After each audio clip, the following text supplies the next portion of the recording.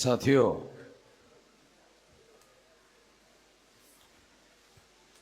भारत मुक्ति मोर्चा के द्वारा कोकण स्तरीय संविधान परिषद का आयोजन किया गया है। सभी वक्ताओं के द्वारा यहाँ पर अपने विचार व्यक्त किए गए हैं। मैं कंक्लूड करने के लिए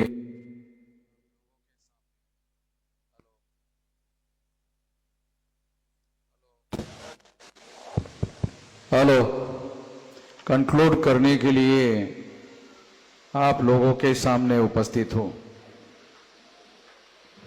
जो विषय चर्चा करने के लिए रखे गए हैं उसमें विषय है सामाजिक विषमता ही प्रजातंत्र के विनाश के कारणों में से एक प्रमुख कारण है। मुझे इसके बारे में किसी प्रकार का कोई संदेह नहीं है। बाबा साहब आम्बेडकर 22 दिसंबर 1952 को पूना कोर्ट के सामने बार में उन्होंने ये बात कही। दूसरा विषय है भारत के मूल निवासी Bahujan Samaj, SC, ST, OBC और माइनॉरिटी को इकट्ठा आए बगैर उनके सामाजिक, राजनीतिक, आर्थिक समस्याओं का समाधान संभव नहीं है, एक चिंतन। तीसरा विषय है 31 जनवरी 2024 को मुख्य चुनाव आयोग मुख्यालय पर लाखों का मोर्चा क्यों निकाला जा रहा है, एक चर्चा। ऐसे लगभग 3 विषय चर्चा करने के लिए रखे गए हैं। साथियों,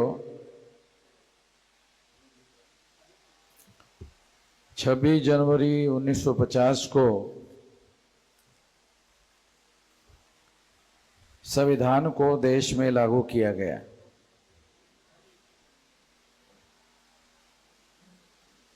और तब से हमारे देश में संवैधानिक लोकतंत्र लागू है। इस लोकतंत्र के बारे में हमें कुछ बातें जानकारी में होना बहुत जरूरी है। सारे दुनिया में जो लोकतंत्र है उसकी जन्म कथा को अगर हम समझना चाहते हैं तो जन्म कथा राजतंत्र के विरोध में है। राजतंत्र में क्या होता था? राजा के घर में राजा पैदा होता था,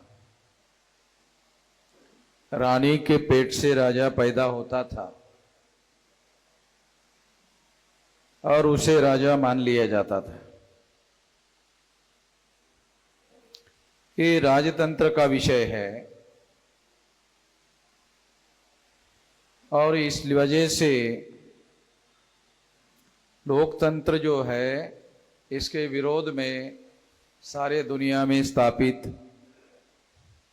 नई व्यवस्था है।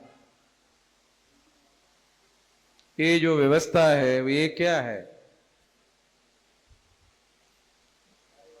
सारे दुनिया में जहां भी लोकतंत्र लागू किया गया उस लोकतंत्र में चुनाव होते हैं और चुनाव में जो साधारण लोग हैं उन साधारण लोगों को चुनने का अधिकार दिया गया है, वोट का अधिकार दिया गया है और उनके द्वारा प्रतिनिधि चुने जाते हैं और उन प्रतिनिधियों के द्वारा लोकतंत्र को चलाया जाता है। इस वजह से इसे लोकतंत्र कहा जाता है। यानी लोकतंत्र जो है इसको व्यावहारिक लोकतंत्र में रूपांतरित करने के लिए चुनाव प्रणाली को अपनाया गया है। यानी चुनाव प्रणाली को रिप्रेजेंटेटिव चुनने के लिए अपनाया गया है। अगर हम लोग भारत के लोकतंत्र के इतिहास का अध्ययन करें तो जब से भारत में लोकतांत्रिक सरकार आई तो 1950 से आगे अगर हम लोग देखें तो लगभग 77 तक 77 तक देश में वन पार्टी रूल था कांग्रेस का, और 77 में पहली बार जनता पार्टी की सरकार आई और कांग्रेस का वन पार्टी रूल समाप्त हो गया।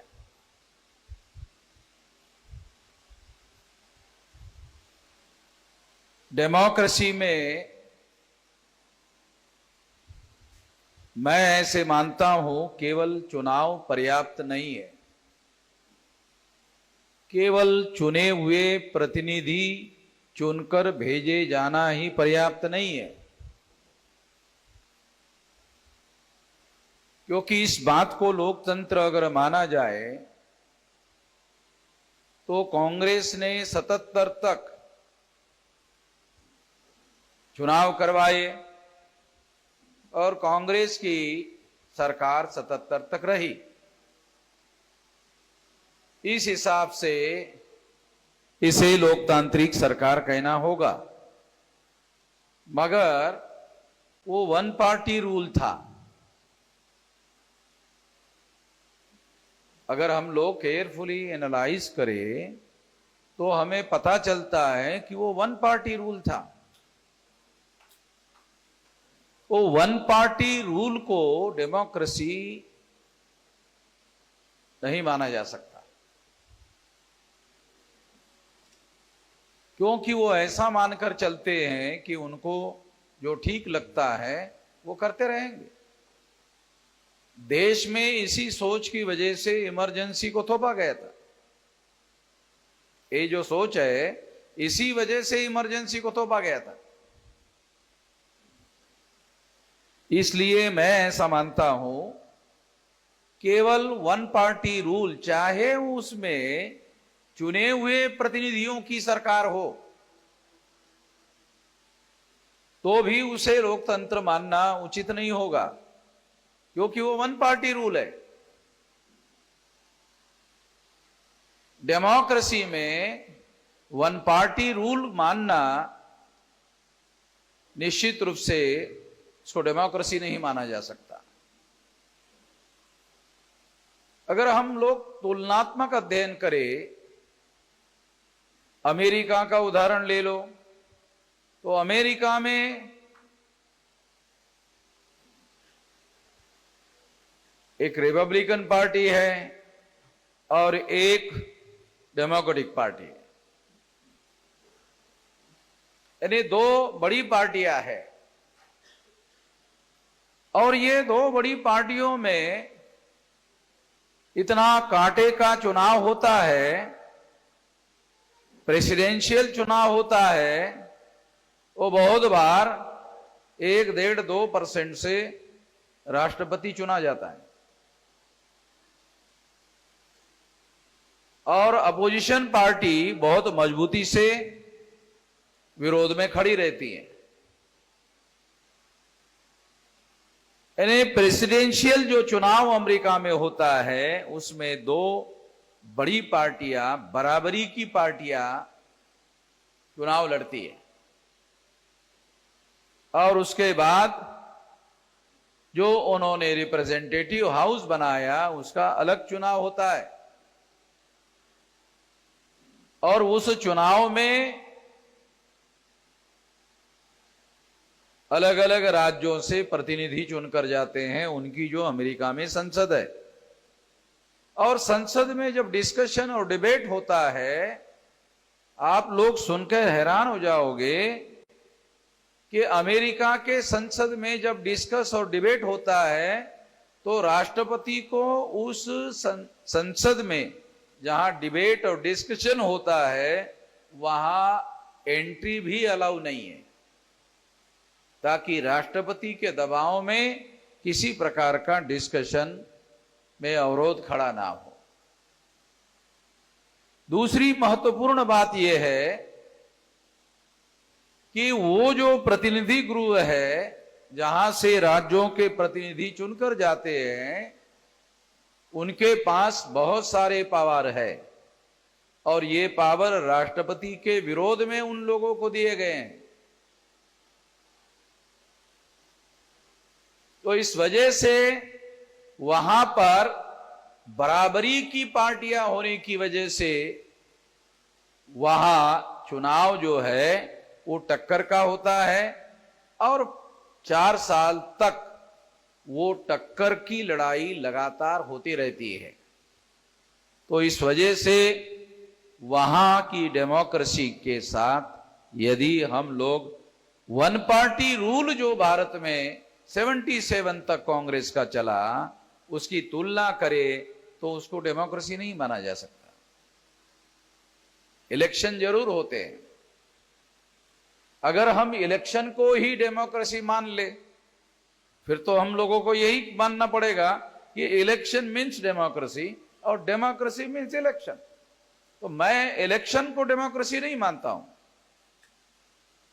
इलेक्शन मीन्स डेमोक्रेसी नहीं है।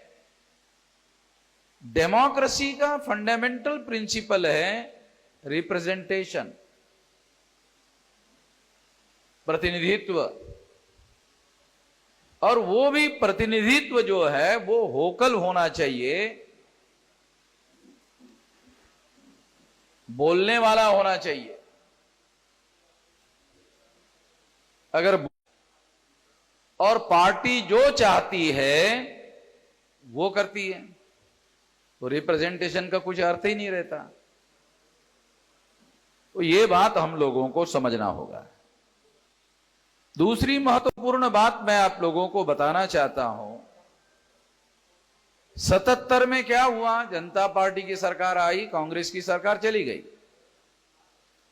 तो 77 के बाद से भारत में वास्तविक डेमोक्रेसी की प्रक्रिया शुरू होती हुई दिखाई देती है।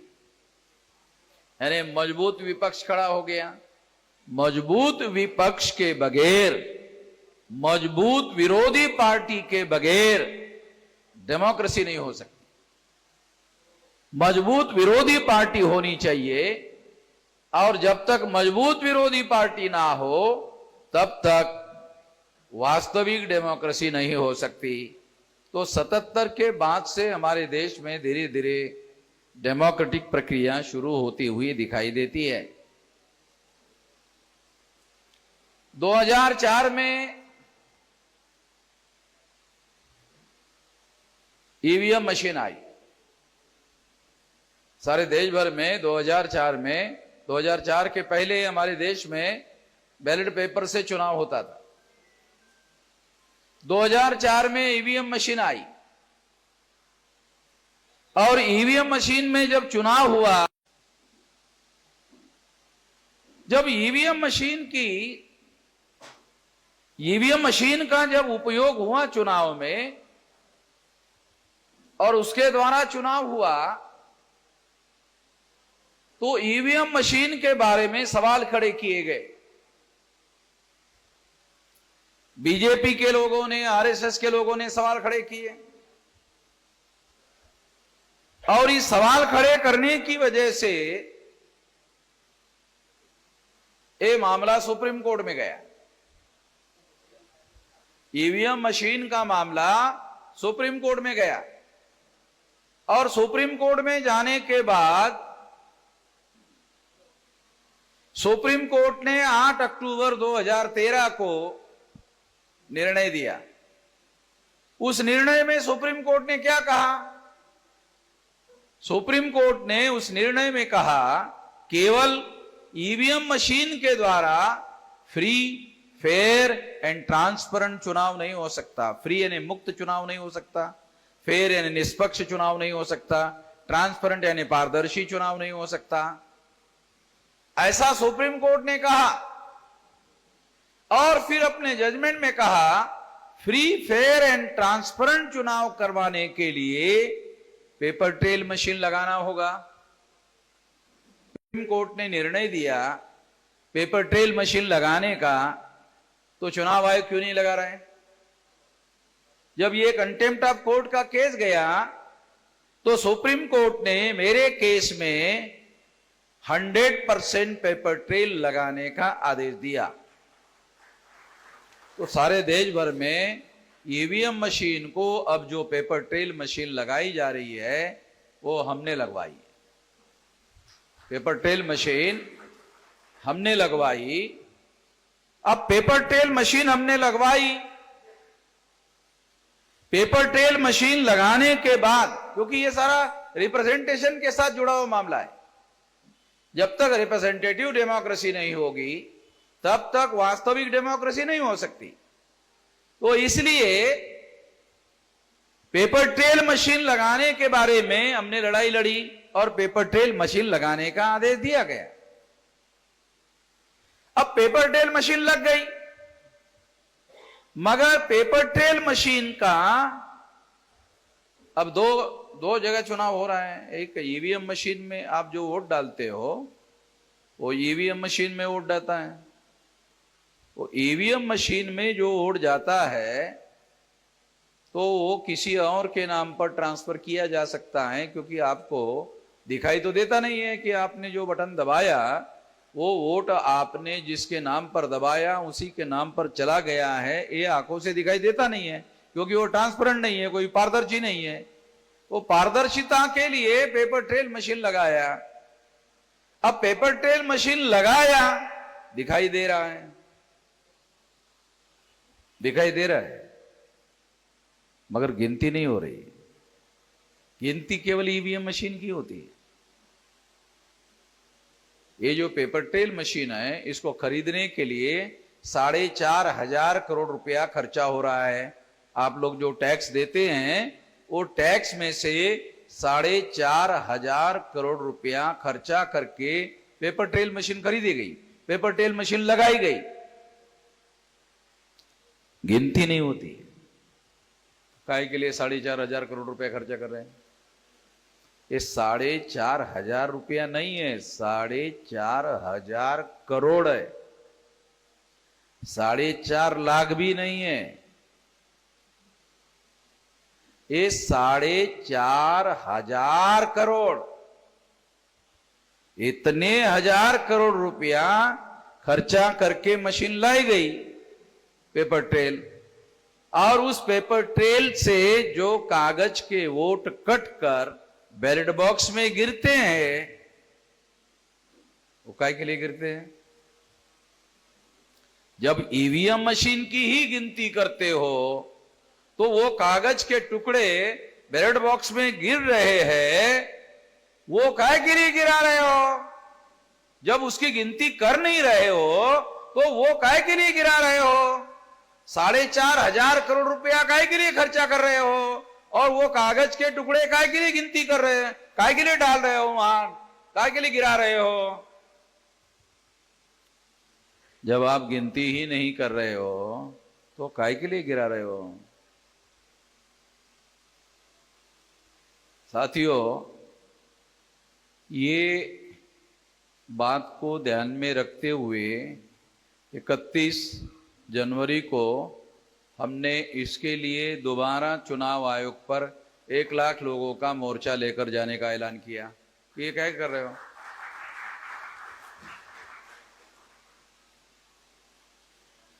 वन 1% गिनती होगी, 1% से चोरी कैसे पकड़ी जाएगी? जब तक मुकम्मल तरीके से ये गारंटी नहीं दी जाती, जैसे जितने लोगों ने वोट डाला उसमें से 1% की गिनती हो रही है।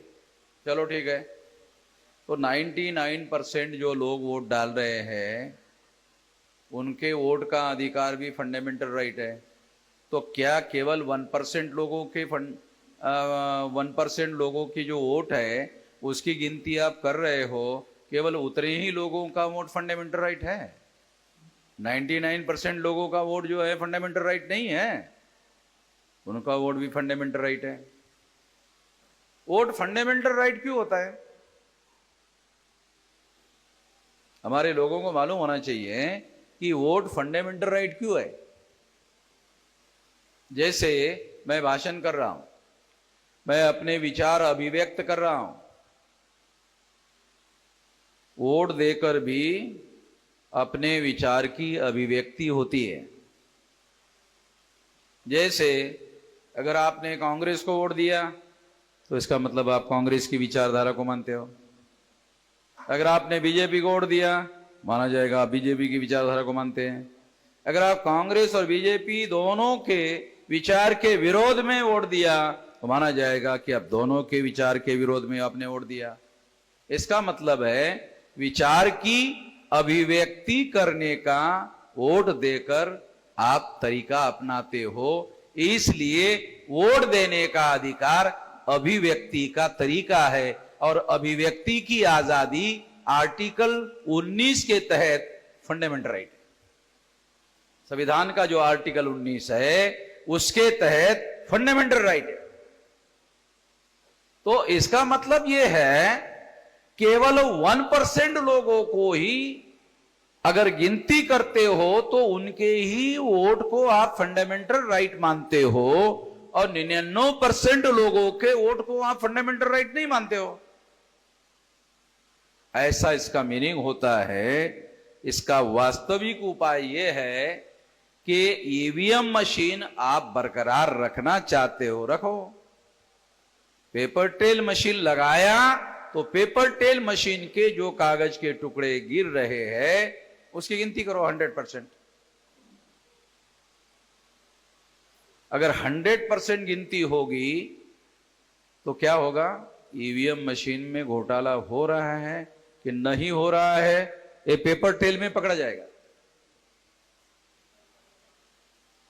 अगर ईवीएम मशीन में घोटाला हुआ, जैसे वाराणसी में नरेंद्र मोदी के चुनाव में ईवीएम मशीन ने 1,87,000 वोट ज्यादा निकाले, कहां से आए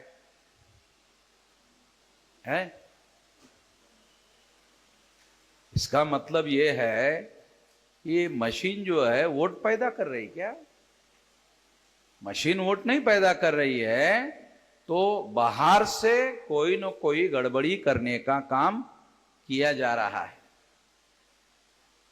एग्जाम्पल के लिए बता रहा हूं, नरेंद्र मोदी के चुनाव में 2019 में जो चुनाव हुआ उसमें जितना वोट हुआ, यानी मान लो 20 लाख लोगों को वोट देने का अधिकार था, 50% लोगों ने वोट दिया, इसका मतलब 10 लाख लोगों ने वोट दिया, तो मशीन से 10 लाख वोट निकलने चाहिए ना।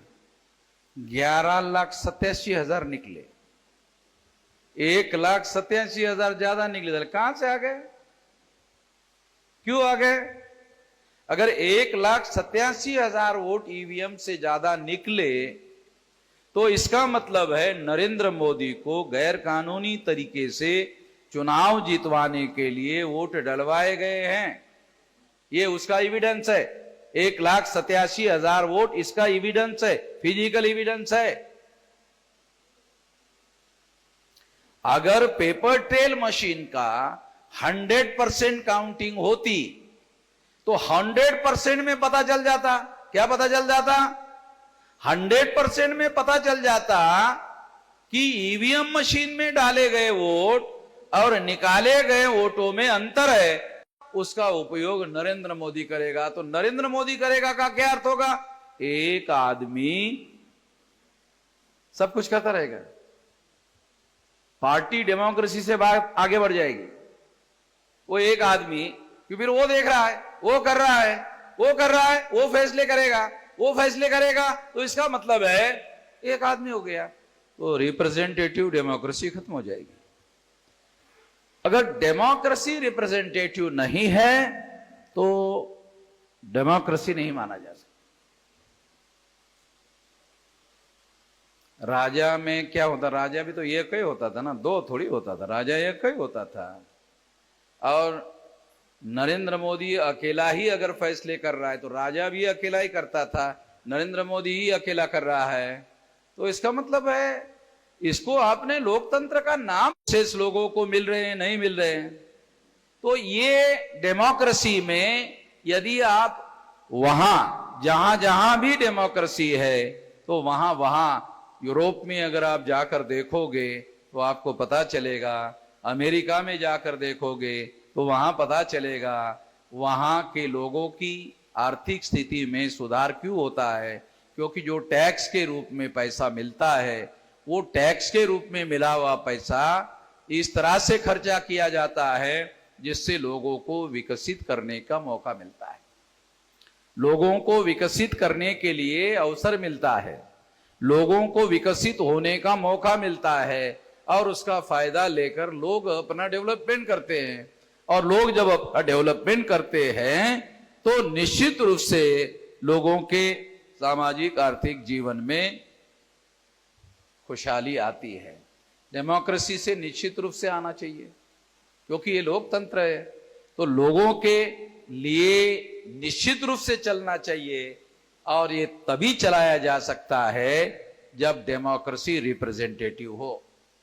तो देश में जो चल रहा है वो बात मैंने ओवरऑल आपको समझाने का प्रयास किया। उस हिसाब से अगर देखा जाए तो हम इंडिया में डेमोक्रेसी को संकुचित करने का संकोच निर्माण करने का प्रयास हो रहा है, ये बात दिखाई दे रही है।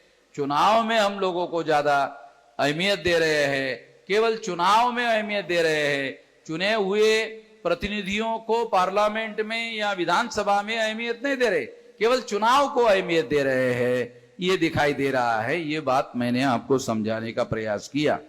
मैं आपको दूसरी अभी जो विलास खरात ने आप लोगों को बातें बताई उस रेफरेंस में अपनी राय बता रहा हूं जो बहुत अहम है। वो ये है कि ये ब्राह्मण लोग जो 3.5% लोग हैं जो उन्होंने कहा वो ऐसा क्यों कर रहे हैं।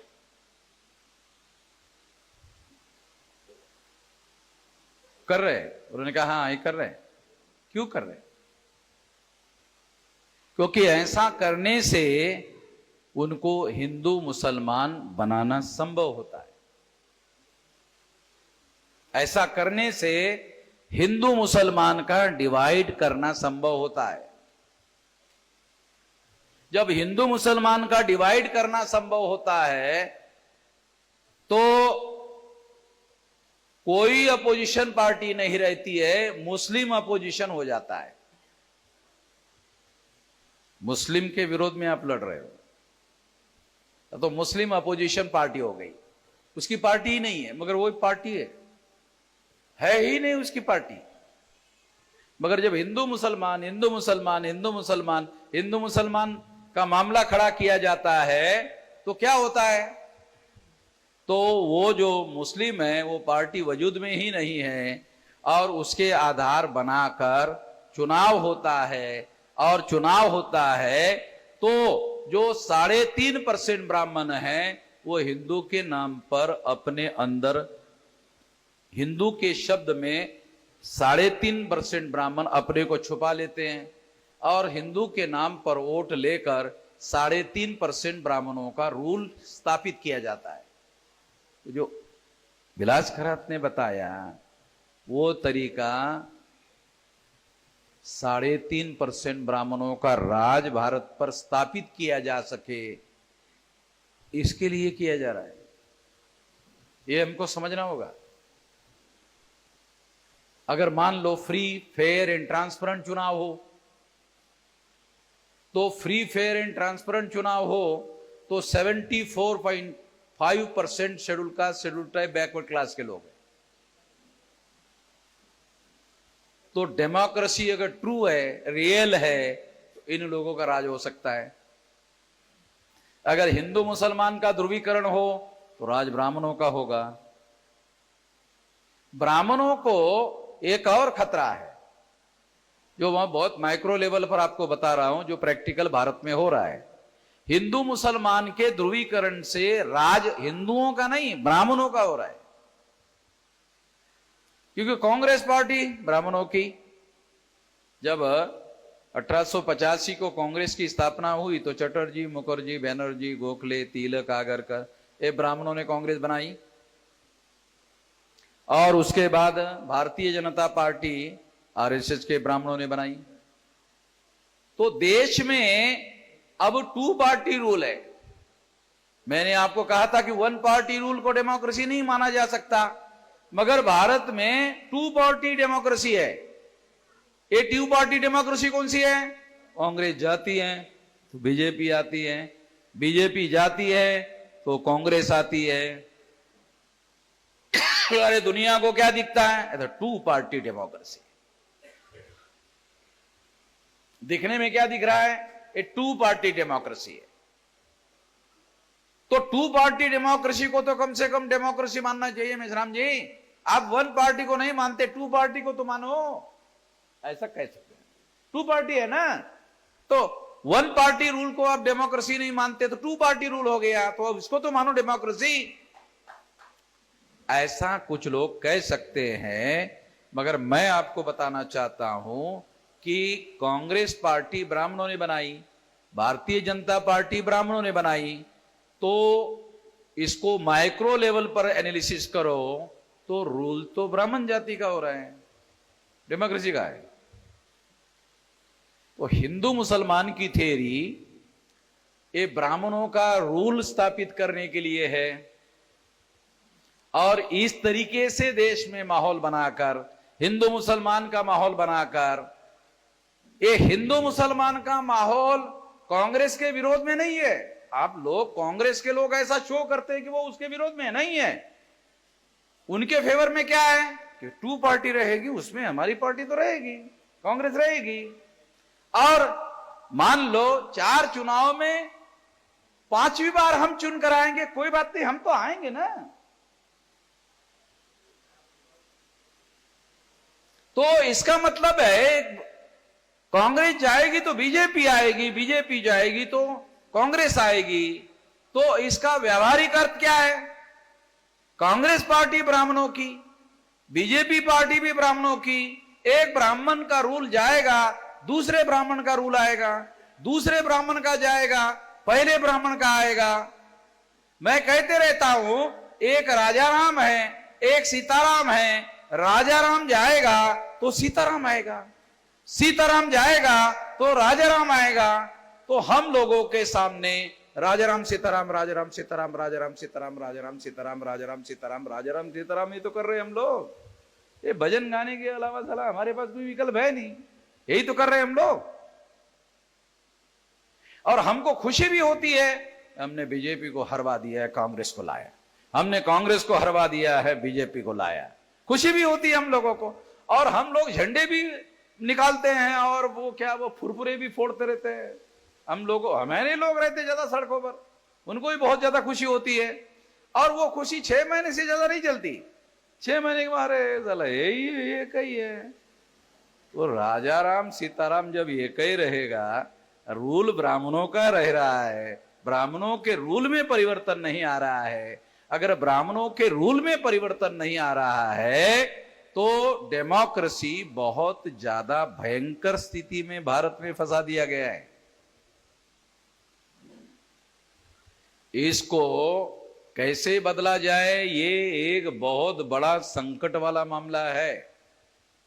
मैं आपको निराश करने के लिए नहीं कह रहा हूं, मगर इसके लिए बहुत बड़े क्रांतिकारी आंदोलन की जरूरत है। इतना ज्यादा मामला फंसा हुआ है, क्योंकि इन मुद्दों पर कांग्रेस बीजेपी, बीजेपी कांग्रेस एक है, कोई तीसरी शक्ति का उदय नहीं होना चाहिए, इसके बारे में कंसेंसस है उनका।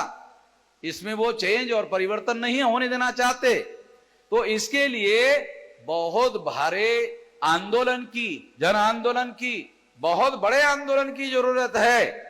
और ये जन आंदोलन जब तक नहीं होगा, इस परिस्थिति में बदलाव होगा ऐसा मुझे नहीं लगता है। इस दिशा में हम लोगों को संगठित शक्ति का निर्माण करना चाहिए और संगठित आंदोलन के लिए आगे बढ़ना चाहिए। यही उपाय है, इसके लिए काम करना चाहिए। इसके लिए हम लोग काम में लगे हुए हैं और 2030 तक संभवतः 6 लाख गांव का आंदोलन खड़ा करने में हम लोग कामयाब हो जाएंगे, ऐसा मेरा यकीन है, ऐसा मेरा विश्वास है। यही बात कहकर अपनी बात समाप्त करना चाहता हूं।